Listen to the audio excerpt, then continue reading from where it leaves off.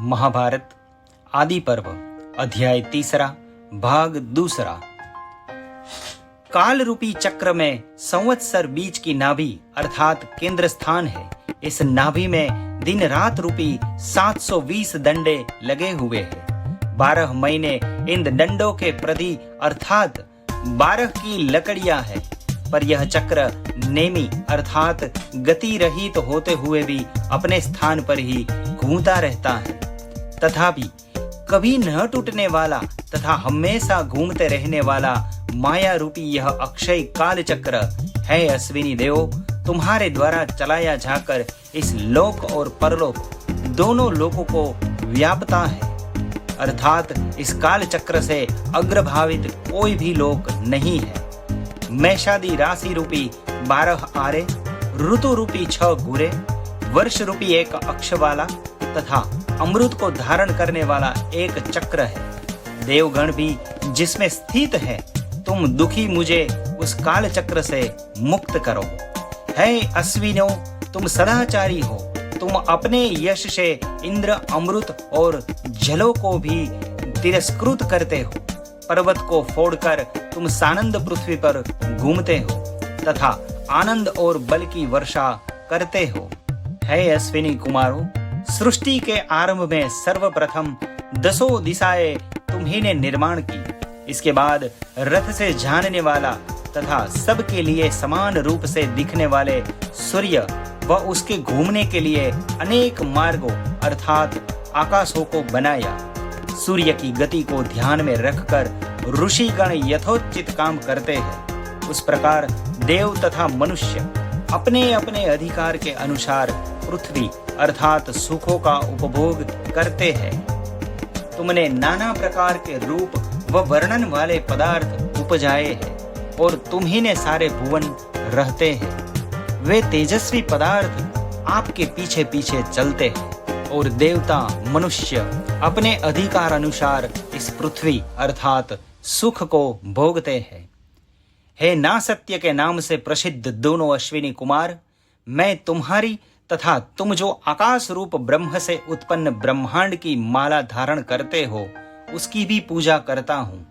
आप अमर है और अमृत तथा सत्य की वृद्धि करने वाले हैं। आपकी कृपा के बिना देव भी विषयों का उपभोग नहीं कर सकते। सर्वप्रथम युवा स्त्री और पुरुष मुख के द्वारा अन्न के रूप में गर्भ को प्राप्त करते हैं।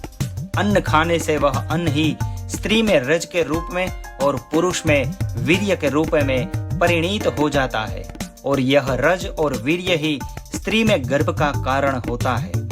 अतः युवा स्त्री पुरुष मानव के अन्न के रूप में गर्भ को ही अपने अंदर स्थापित करते हैं। गर्भाधान के बाद यह अचेतन देह या शरीर माता की योनि से प्रसूत होता है। शरीर में चैतन्यता आत्मा के कारण है, पर शरीर स्वयं में अचेतन है।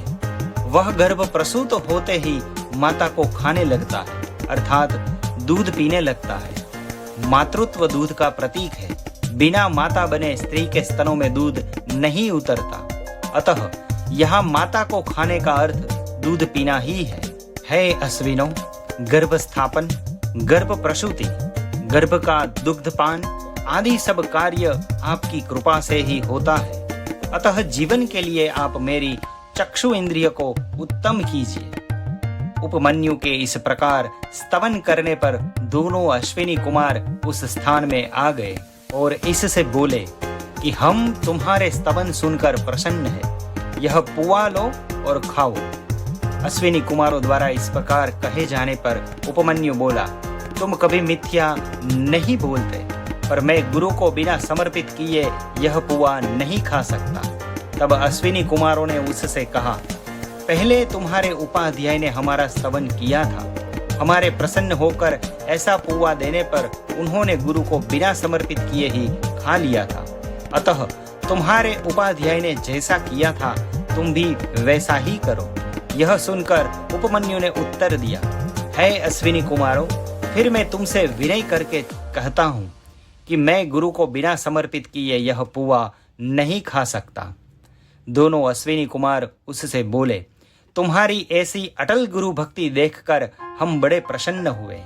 तुम्हारे गुरु के काले लोहे के दांत है, पर तुम्हारे सोने के दांत होंगे, अर्थात तुझे मेरे गुरु की अपेक्षा भी अधिक ज्ञान प्राप्त होगा।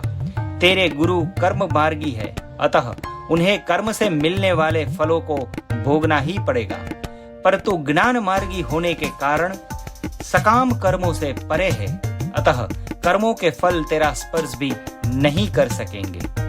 तुम आंख वाले हो जाओगे और तुम मंगल प्राप्त करोगे। अश्विनी कुमारों के इस प्रकार कहने से आंखों को पाकर उपमन्यु ने उपाध्याय के सन्मुख आकर नमस्कार किया और प्रारंभ से अंत तक संपूर्ण वृतांत कहकर सुनाया। उपाध्याय वह सुनकर प्रसन्न हुए और इससे बोले, अश्विनी कुमारों ने जैसा कहा है उसी प्रकार तुमको मंगल प्राप्त होगा। संपूर्ण वेद तुम पर प्रकाशित होंगे। गुरु भक्त उपमान्यु की यह परीक्षा हुई। उस अयोध धौम्य के तीसरे शिष्य का नाम वेद था। उपमान्यु ने उसको आज्ञा दी, वत्स वेद तुम यहीं रहो, तुम कुछ दिन मेरे घर में रहकर गुरु सेवा करो, तुम्हारा मंगल होगा। वेद तथास्तु कहकर बहुत काल तक गुरुकुल में रहकर गुरु सेवा करने लगा।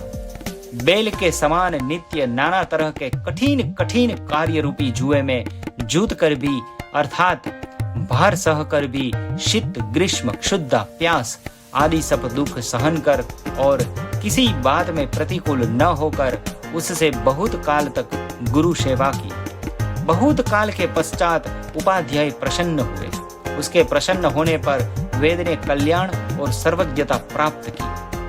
इस प्रकार उस वेद की भी परीक्षा हुई। इस प्रकार उपाध्याय से आज्ञा पाकर समावर्तन के बाद उस गुरुकुल से लौटकर वेद ने गृहस्थाश्रम में प्रवेश किया।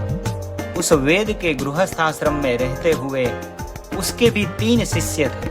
वह शिष्यों ने कुछ कहता नहीं था कि कर्म करो व गुरु सेवा करो, क्योंकि वह गुरुकुल में बसने वाले दुख जानता था, अतः वह अपने शिष्यों को कष्ट देना नहीं चाहता था।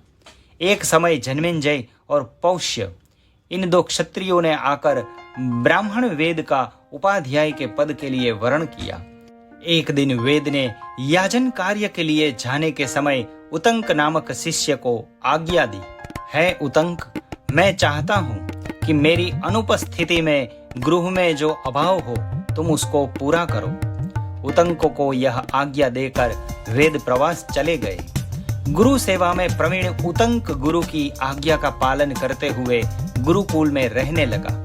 उसके वहां रहते हुए एक दिन उपाध्याय के घर की स्त्रियां एकत्र होकर उतंक को बुलाकर बोली, उतंक, तुम्हारे उपाध्याय की स्त्री ऋतुमती हुई है, तुम्हारे उपाध्याय भी परदेश चले गए हैं, अतः जिससे उनकी ऋतु खाली न जाए वैसा कार्य तुम करो, क्योंकि वह बड़ी उदास हुई है।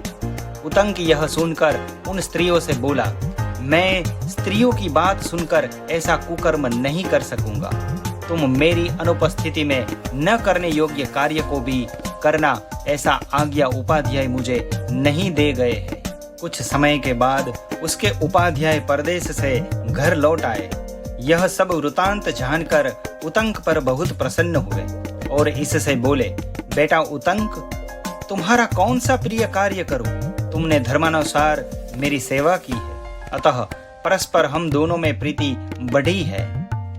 अब तुम्हें मैं अनुमति देता हूँ, तुम्हारी संपूर्ण अभिलाषा पूर्ण होगी, तुम घर लौट जाओ। उपाध्याय के ऐसा कहने पर उतंक बोला, मैं आपका कौन सा प्रिय कार्य करूं? कहा है, जो अधर्म से बोलता है और जो अधर्म पूर्वक पूछता है, उन दोनों में से एक मर जाता है और द्वेष भाव को प्राप्त होता है। अतः आपकी आज्ञा पाकर मैं आपकी इच्छित पदार्थ को लाने की इच्छा करता हूँ। उसके इस प्रकार कहने पर उपाध्याय बोले, वत्स उतंक, तब तुम और कुछ दिन मेरे घर रहो।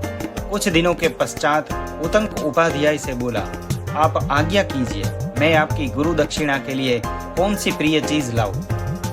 उपाध्याय उतंक से बोले, वत्स उतंक, तुम बार बार मुझे कह रहे हो गुरु दक्षिणा दूंगा, सो तुम जाओ, गृह के भीतर जाकर उपाध्यायिनी से पूछो कि गुरु दक्षिणा के लिए निमित्त क्या लाओ, वह जो कहे वही ले आओ। उपाध्याय के ऐसा कहने पर उतंक ने उपाध्यायिनी से पूछा, भवती, उपाध्याय ने मुझे घर जाने की आज्ञा दी है, पर मैं आपकी इच्छित गुरु दक्षिणा लाकर गुरु ऋण से मुक्त होकर घर जाना चाहता हूँ। अतः आप आज्ञा कीजिए कि गुरु दक्षिणा के निमित्त क्या लाऊं। उतंक के ऐसी प्रार्थना करने पर उपाध्यायिनी बोली, है उतंक, राजा पौष्य के निकट जाओ, उसकी स्त्री के द्वारा धारण किए हुए दोनों कुंडल मांगो और उन्हें ले आओ। आज से चौथे दिन पुष्यक नामक व्रत का उत्सव होगा। मैं उन दोनों कुंडलों से सज धज कर ब्राह्मणों को अन्न परोसना चाहती हूँ। अतः तुम ऐसा करो कि मैं उस दिन उन कुंडलों से सुशोभित हो सकूं। ऐसा करने अर्थात मेरी बात को पूरा करने वाले तुम्हारा मंगल होगा। उपाध्यायिनी के ऐसा कहने पर उतंक चल दिया। चलते हुए रास्ते में उसने बृहदाकार वाले बैल को और उस पर चढ़े हुए एक बृहदाकार वाले पुरुष को देखा। उस पुरुष ने उतंक से कहा, है उतंक, इस बैल का यह गोबर खाओ। यह सुनकर उतंक ने गोबर खाने की इच्छा नहीं की। इस पर उस पुरुष ने फिर उससे कहा, उतंक, खा जाओ, सोच विचार मत करो, पहले तुम्हारे उपाध्याय ने भी यह खाया था। उसके इस प्रकार कहने पर अच्छा कहकर उतंक बैल का गोबर और मूत्र खा पीकर आगे चल दिया, जहां वह क्षत्रिय पौष्य था। उतंक ने उसके निकट जाकर उसको बैठे हुए देखा। उतंक उसके पास जाकर आशीर्वाद से अभिनंदन करके बोला, मैं कुछ भिक्षा के निमित्त याचक होकर आपके पास आया हूँ। पौष्य ने इस उतंक को प्रणाम कर कहा, है भगवन, मैं पौष्य हूँ, कहिए क्या करूँ। उतंक उससे बोला, मैं गुरु दक्षिणा देने के लिए 2 कुंडल मांगने आया हूँ। आपकी धर्मपत्नी के द्वारा पहने हुए उन दोनों कुंडलों को आप देने में समर्थ है। पौष्य उससे बोला, भीतर अंतःपुर में जाकर मेरी स्त्री से मांगिए। इस प्रकार पौष्य के द्वारा कहे जाने पर वह भीतर गया, पर वहां उसने पौष्य की स्त्री को नहीं देखा।